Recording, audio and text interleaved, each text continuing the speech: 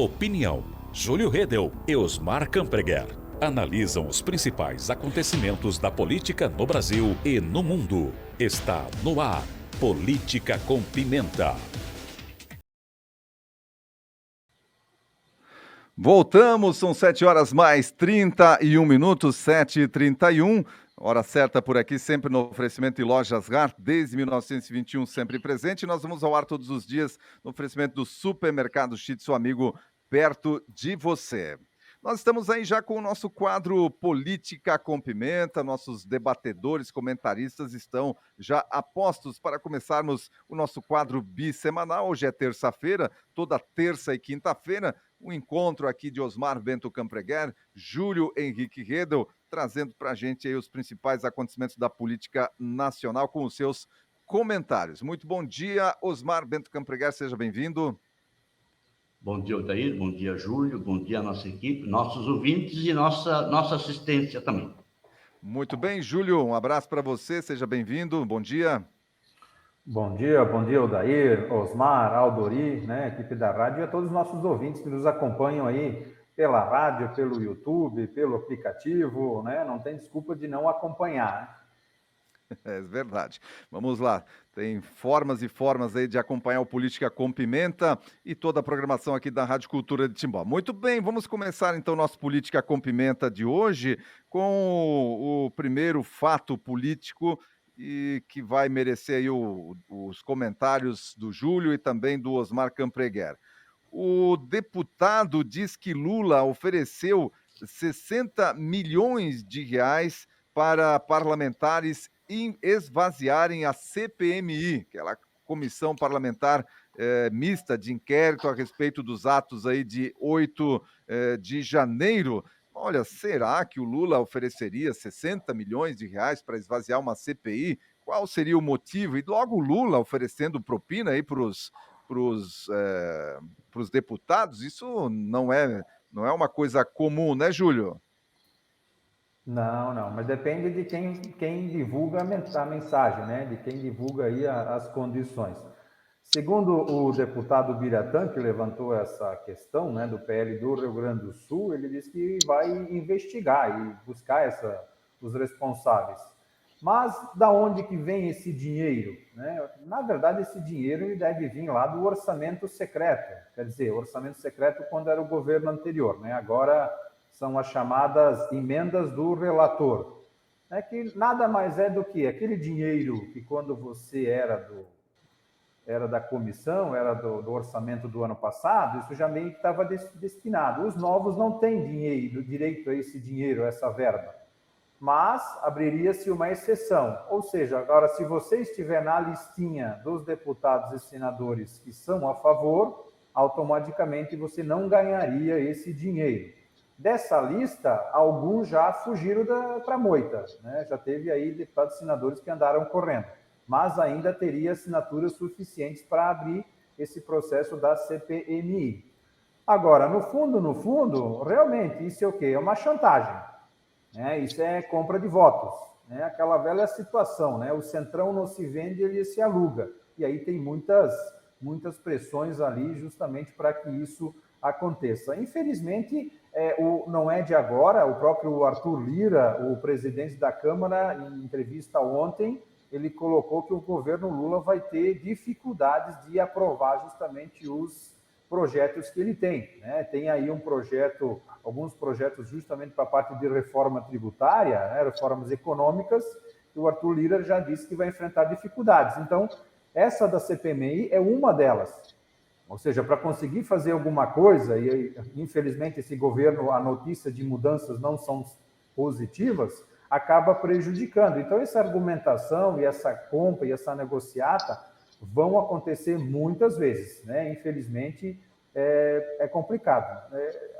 Traz uma insegurança jurídica para o Brasil muito difícil.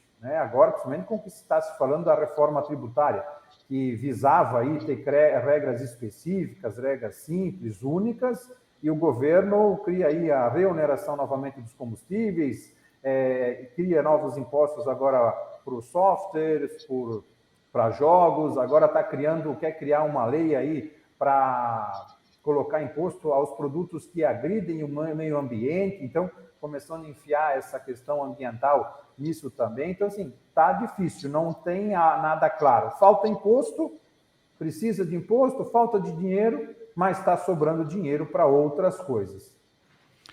Osmar, essa situação aí, lógico, a gente fala, mas essa situação de utilizar o orçamento, tal do orçamento das emendas do relator aí, isso não é de hoje, né? Que os governos utilizam como forma de pressionar quando querem votar alguma situação. E, logicamente, isso vem para a mídia, vem para a tona, mas não é uma prática que acontece só hoje. Sim. Primeiro, nós temos que separar um pouquinho quem está falando. O deputado Sanderson não é um deputado exatamente que prima pela ética, pela oposição consciente. Ele prima pelos holofotes. Então, isso é um ponto que tem que ser ressaltado. Conforme eu li a notícia, que eu também não tenho muita profundidade nesse assunto. Quem falou isso, quem apontou isso, foi um deputado do MDB.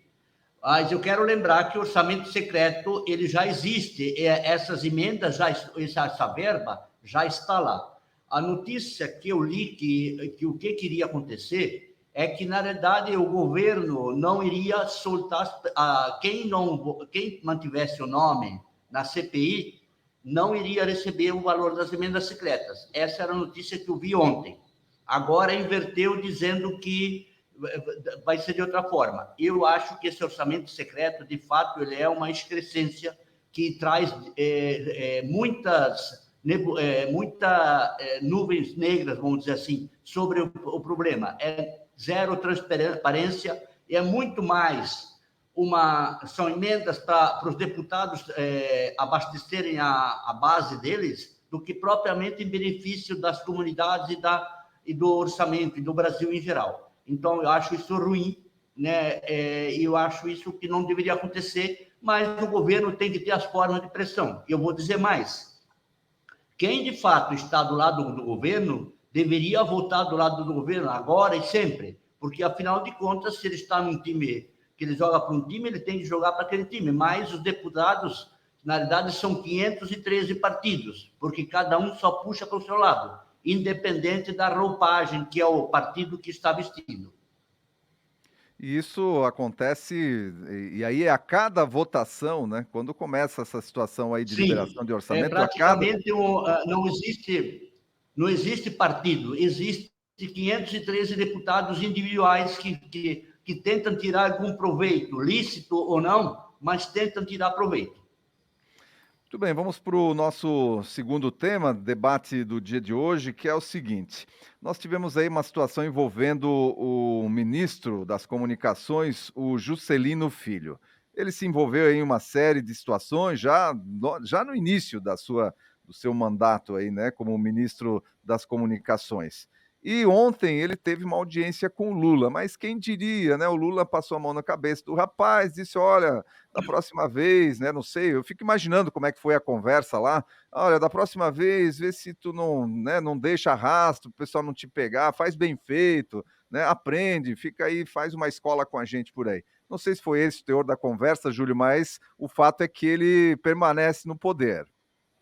Sim, ele conseguiu esclarecer todas as acusações, né, dizendo que foram infundadas contra ele.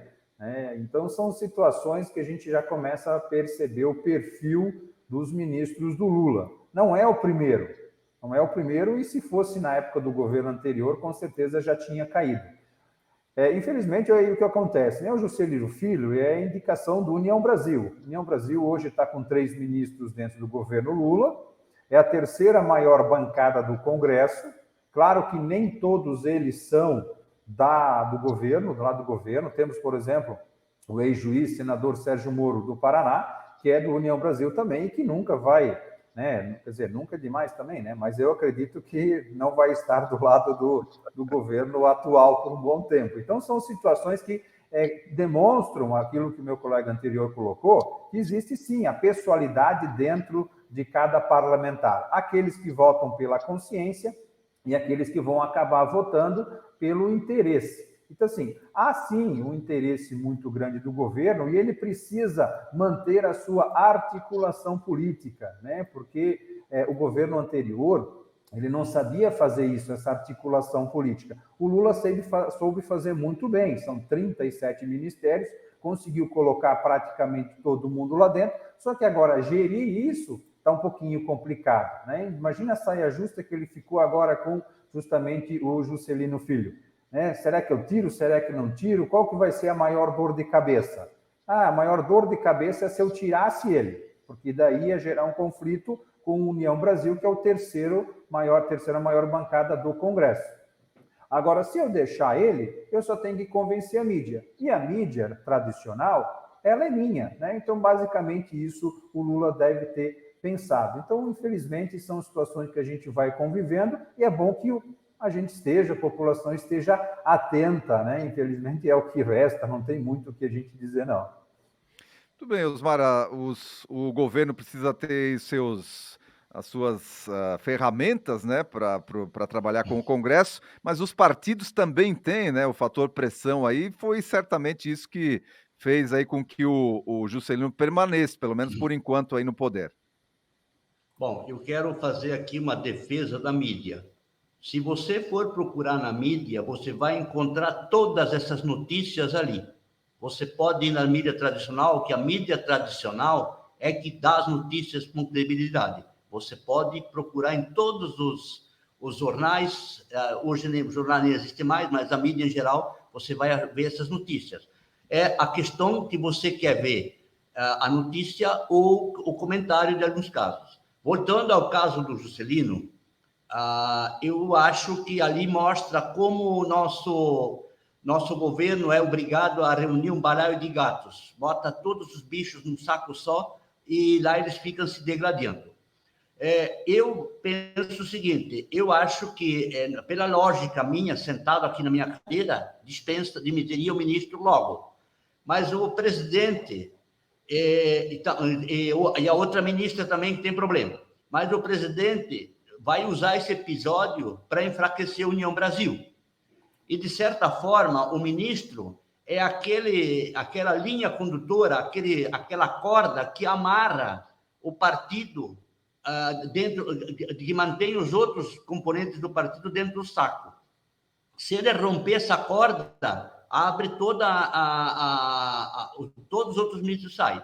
Então, ele vai usar esse episódio para enfraquecer o partido também. Se der certo, eu não sei. Mas o partido agora, na Berlinda, ele vai ser obrigado a ter outro comportamento. Inclusive, vai ser cobrado, pelo que eu vi, a questão das assinaturas da retirada da CPMI, do Congresso. Então, eu acho que o presidente se enfraqueceu perante a população e o partido se enfraqueceu perante o presidente. Então, isso, de certa forma, é uma ajuda para o presidente. Por isso ele não demite. É melhor manter ele sob controle do que demitir. Mas, de qualquer forma, é um episódio lamentável, embora o ministro tenha dito hoje que no episódio da devolução das diárias ocorreu 30 dias antes da denúncia.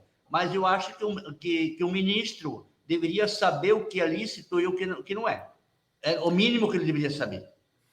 Exatamente, né? E quando envolve cargos de alto escalão, assim como um ministro, certamente a ação do executivo deveria ser mais rápida e pronta, no sentido de ter só pessoas lá que, pelo menos, tenham um histórico, né, de honestidade, de conduta honesta na sua vida. Certamente esses erros não são por ingenuidade.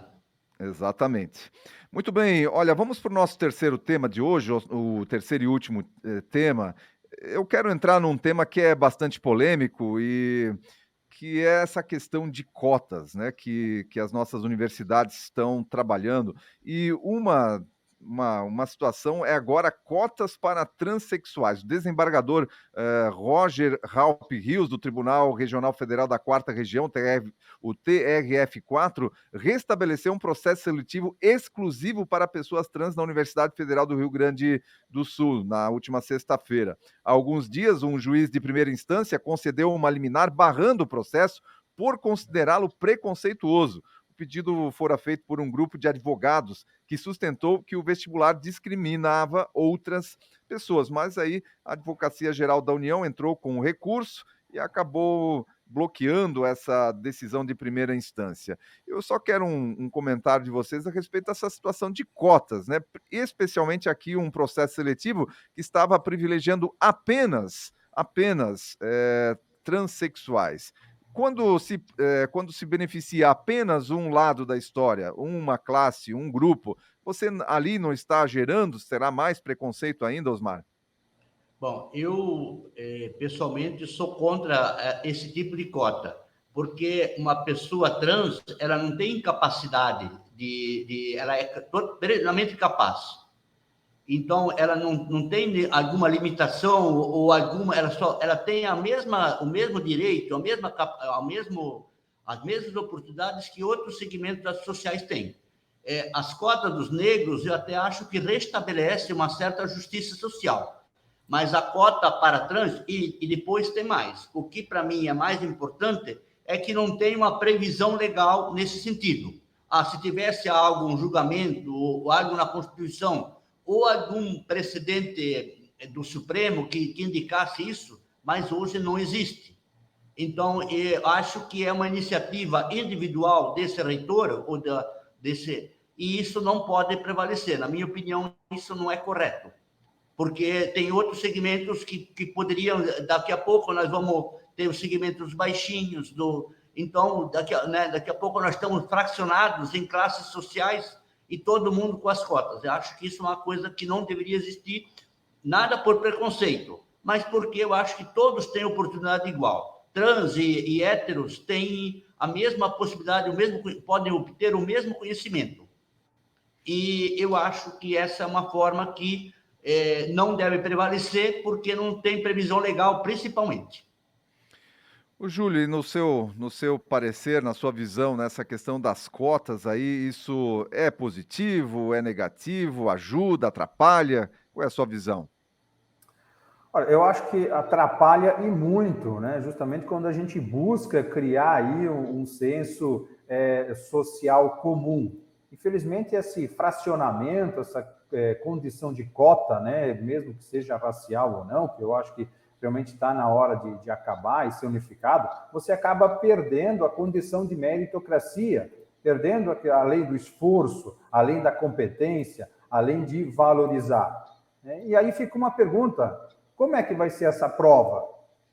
Porque se eu preciso criar um processo separado justamente para esses grupos, será que essa prova vai ser o quê? Vai ser diferente? Que questões vão ter? Porque numa prova de vestibular, eu vou ter português, matemática, geografia, história, conhecimentos gerais. É isso que tem numa prova. Por que eu tenho que fazer uma seleção totalmente diferente? Então, quando se cria essas condições diferenciadas, você mais gera a lei do racismo, do preconceito, gera essa indignação, do que numa ação de unificação. E aí eu trago para o debate, novamente, a mesma situação daquela lei da linguagem neutra, a linguagem não binária, para você incluir 1,2% da população nessa linguagem do todes, você acaba excluindo 43 milhões de brasileiros, né? Segundo a própria Associação Brasileira de Dislexia, 15% da população tem problemas, são dislexos, ou seja, são 32 milhões de pessoas. Mais 5% das pessoas que têm problemas, têm dificuldades ou têm necessidade de interpretação de leitura labial, como os surdos, por exemplo. Então, você cria uma lei, você quer incluir uma pequena minoria que precisa, sim, ter o seu direito, ter as suas responsabilidades, ter o seu acesso, mas você acaba excluindo, prejudicando muitos outros. Então, há falta, sim, de muito bom senso. Muito bem, esse é o nosso Política com Pimenta, nesta terça-feira, dia 7 de março. Agradecemos aí os nossos comentaristas nesta manhã. Voltamos na quinta-feira com mais assuntos para serem comentados aqui no Política com Pimenta. Osmar, um abraço para você e até na quinta-feira. Eu só queria uma última opinião. É que eu também acho que esse tipo de cota exclui um convívio harmônico entre todas as pessoas, de todas as descendências, todas as formas. Mas eu agradeço aos ouvintes, agradeço, bom dia, Odair, bom dia, Júlio, bom dia à equipe técnica e aos ouvintes novamente, até quinta, então. Até quinta, Osmar. Júlio, um abraço para você, até na quinta-feira. Um abraço, Odair, Osmar, Adori, equipe da rádio, nossos ouvintes, então até a próxima quinta-feira. Muito bem, olha, Soleiras.